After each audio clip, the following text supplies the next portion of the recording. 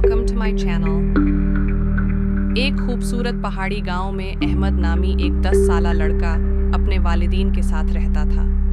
वो न सिर्फ पढ़ाई में अच्छा था बल्कि अपने नेक अखलाक, सच्चाई और ईमानदारी के लिए पूरे गांव में मशहूर था। एक दिन अहमद स्कूल से वापस आ रहा था।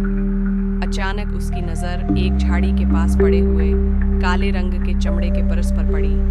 उसने हैरत से अर्द-गिर्द देखा लेकिन कोई नजर न आया। अहमद ने झुझकते हुए परस उठाया और फौरन गांव के चौकीदार के पास ले गया। चचा जान, मुझे ये परस रास्ते में मिला है। उसमें काफ़ी पैसे हैं और एक कार्ड भी है। हो सकता है किसी का बहुत कीमती सामान हो, अहमद ने कहा।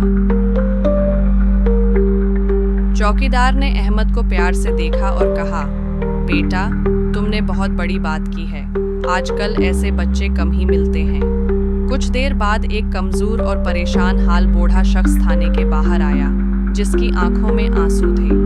उसने बताया कि उसका पर्स गुम हो गया है, जिसमें उसकी दवाइयों के पैसे थे। चौकीदार ने फौरन उसे पर्स दिखाया।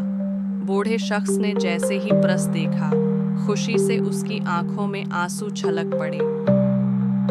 ये पर्स मेरे लिए जिंदगी जैसा था, बूढ़े ने कहा। बेटा, तुमने मेरी उम्मीद वापस लौटा दी। उसने अहमद को प्यार से गले लगाया और इनाम में कुछ पैसे देने की कोशिश की, लेकिन अहमद ने खुशी से मुस्कुराकर कहा, अंकल, सच्चाई और दुआ ही मेरे लिए सबसे बड़ा इनाम है। बूढ़े शख्स ने दिल से दुआएं दें और पूरे गांव ने अहमद की तारीफ की।